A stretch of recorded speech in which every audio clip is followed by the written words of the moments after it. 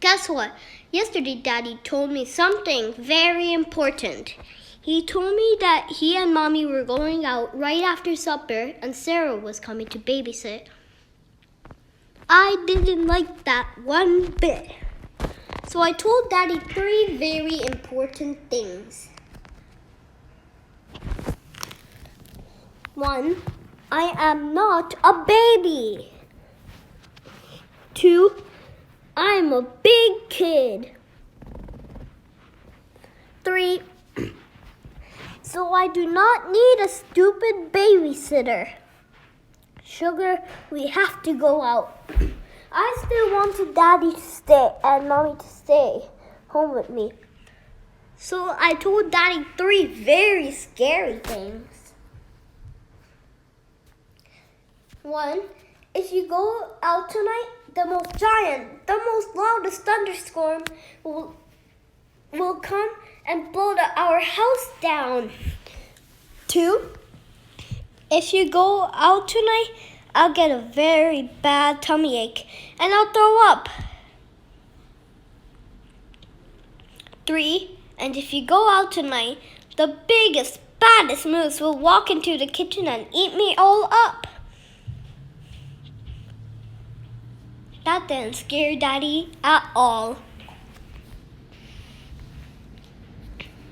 Well, if you really have to go, then I'll come with you.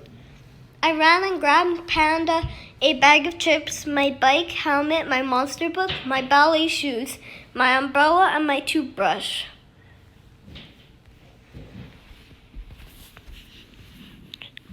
See, I'm ready to go.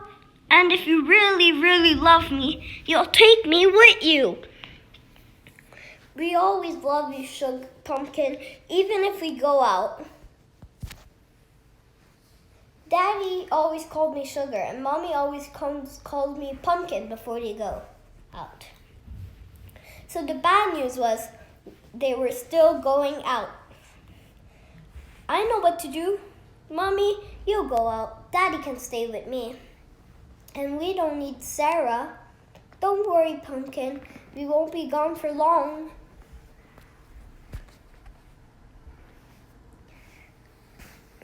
Well, if you go out, I won't be nice anymore, and you won't like that. I was so mad. I ran into the closet and shut the door.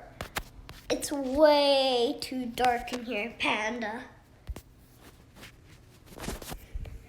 I've run away. Do you miss me yet? We miss you already, Sugar. Hope you won't be gone forever. Please come home soon. Hi, I'm back. Welcome home. Are you still going out? Yes, Pumpkin. Well, if you go out, then I'll go somewhere. I don't know where, but somewhere very far away. And maybe, just maybe, I'll never come back. The doorbell rang. I grabbed Panda and ran to my room. Sarah's here. Tell Sarah I've gone to the South Pole. Guess what? Sarah walked into my room. Where are you? I'm still here, but I'm leaving for the South Pole very soon. Cool. We can waddle with the penguins. So, can I go with you? I do like Sarah, and she's not funny. And she's not stupid. She's silly. Well, okay, silly Sarah, but it's a very long trip, and it's very cold down there. I can't wait to go. Guess what now? it was time for Daddy and Mommy to go. So I told them 3 very important things. Goodbye, Mommy. Goodbye, Daddy. 3, don't forget to come back. After he left, Sarah and I were so busy we didn't have the time to go all the way to the South Pole. Sarah had heated up cheese pizza with pepperoni and pineapple on top. I'm going to put peanut butter and pickles on top too, silly Sarah. Oh. After that, Sarah let me paint my fingernails and toenails with silver and purple polish. How am I doing, Sarah? Nice. Then we put orange lipstick on our nose and cheeks and lips. We looked like clowns, and I liked that. And before I went to bed, Sarah didn't make me wash any of my clown makeup. I liked that too. And she read me my monster book 5 times. That was so cool. Guess what else? This morning when I tiptoed into Daddy's and Mommy's room, they were asleep and snoring in the bed. I gave them squeezy hugs and noisy kisses, and they both woke up. And when they saw me, they were so happy I didn't forget to come back all the way from the South Pole. So I told them 3 very important things. 1, the South Pole is too cold. 2, Sarah is so silly. 3, and she didn't let a single moose in the house. The end. It should have been a perfect summer. My dad helped me build a treehouse in our backyard. My sister was at camp for 3 whole weeks, and I was on the best baseball team in town. It should have been a perfect summer, but what?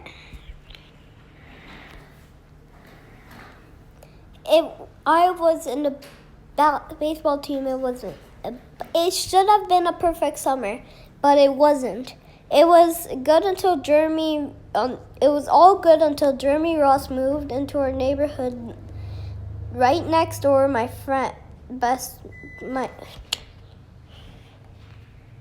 it wasn't. It was all good until Jeremy Ross moved into my neighborhood right next door to my best friend Stanley. I did not like Jeremy Ross. And over there he's putting a paper saying enemy #1 Jeremy Ross. He laughed at me when he struck me out in a baseball game. He had a party on his trampoline and I wasn't even invited, but my best friend Stanley was. Jeremy Ross was the one and only person on my enemy list. I never even had an enemy list until we moved into the neighborhood.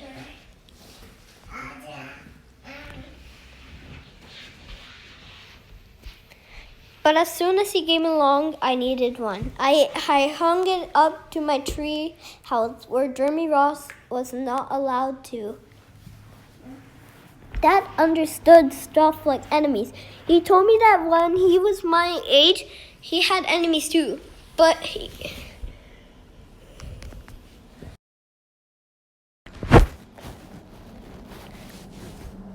Dad understood stuff like enemies. He told me that when he was my age, he had enemies too, but he knew a way to get rid of him. I asked him to tell me how. Tell you how? I'll show you how, he said. He pulled a really old recipe book off the kitchen shelf. Inside there was a worn-out scrap of paper with faded writing. Dad held it up and squinted at me. "Enemy pie," he said, satisfied. You may be wondering what exactly is enemy pie. I was wondering too. But Dad said the recipe was so secret, he couldn't even tell me. I decided it must be magic.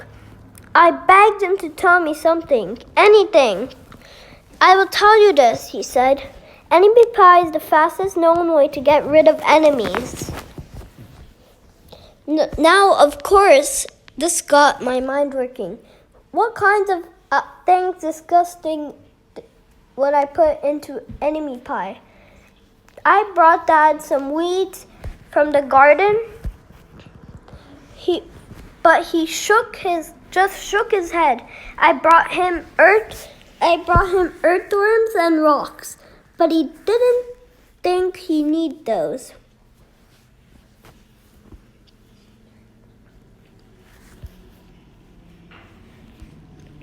I gave him gum I'd be chewing all morning. He gave it to me right back. When I went out to play alone, I shot baskets until the ball got stuck on the roof. I threw a boomerang that never came back to me. And all the while, I listened to the sound of my dad chopping and stirring and blending the ingredients of enemy pie. This should be a great summer after all. Enemy pie was going to be awful. I tried to imagine how horrible it must smell, or worse yet, what would look like. But when I was in the backyard looking for ladybugs, I smelled something really, really, really good. And as far as I could tell, it was coming from our kitchen. I was a bit confused. I want to ask Dad what was wrong. Enemy pie shouldn't smell this good, but Dad was smart. If enemy pie smelled bad, your enemy would never eat it, he said. I could tell he'd made enemy pie before. The buzzer rang and Dad put the oven mitts and pulled the pie out of the oven. It looked like plain old pie. It looked good enough to eat it. I was catching on. But still, I wasn't really sure how this enemy pie worked. What exactly did it do to the enemies? Maybe it made their hair fall out or their breath stinky. Maybe it bullies cry. I asked Dad, but he was no help. He wouldn't tell me a thing. But while the pie cooked, he filled me on a job. He walked quietly. There's one of enemy pie that I can't do. In order for it to work, you need to spend a day with your enemy. Even worse, you have to be nice to him. It's not easy, but that's the only way enemy pie can work. Are you sure you want to go through with this? Of course, I was. It sounded horrible. It was scary, but it was worth a try.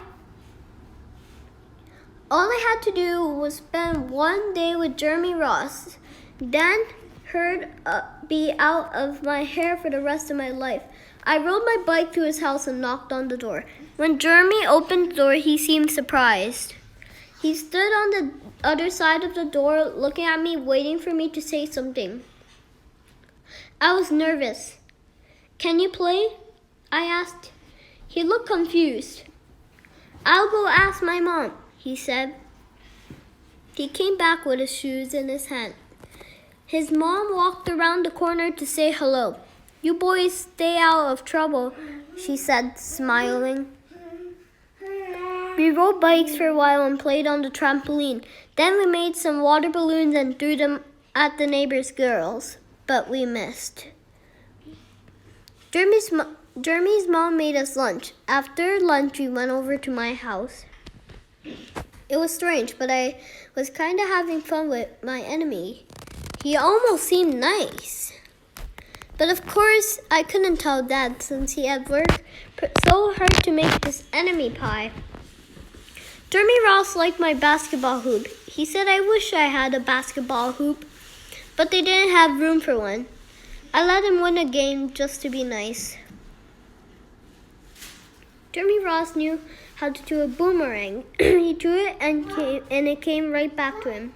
I threw it and it went over my house into my backyard. When we climbed over the fence to find it, the first thing Jeremy noticed was my tree house. I was boss. If my sister wanted in, I didn't have to let her. If my dad wanted in, I didn't have to let him. And if Jeremy wanted in, can we go in it? He asked. I knew he was going to ask me that, but he was the top person, the only person on my enemy list, and enemies aren't allowed on my treehouse. But he did teach me how to throw a boomerang, and he did have me over for lunch, and he did let me play on his trampoline. He wasn't being a very good enemy. Did he let me play on his trampoline?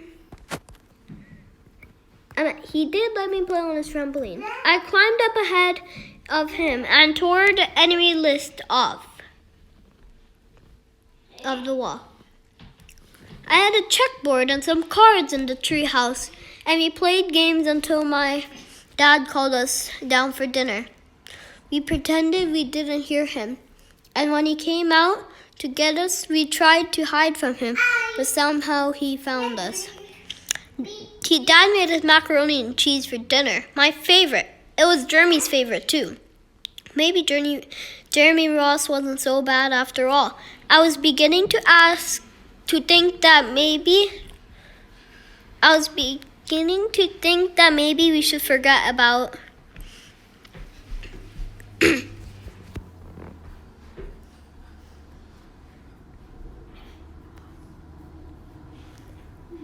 enemy pie.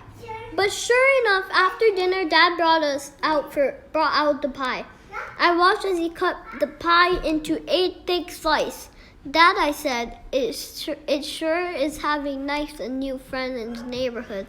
I was trying to get his attention and trying to tell him that Jeremy Ross was no longer my enemy. But Dad smiled and nodded. I think he thought I was... Dad dished up the 3 plates side by side with big pieces of pie and giant scoops of ice cream. He passed one to me and Jeremy. "Whoa," Jeremy said, looking at the pie. "My dad makes pies like this." It was the point that I panicked. I didn't want Jeremy to eat the enemy pie. He was my friend. I couldn't let him eat it. "Jeremy, don't eat it. It's bad pie. I think it's poisonous or something." Jeremy's fork stopped before reaching his mouth. He crumbled his eyebrows and looked at me funny. I felt relieved. I had just saved his life. I was a hero.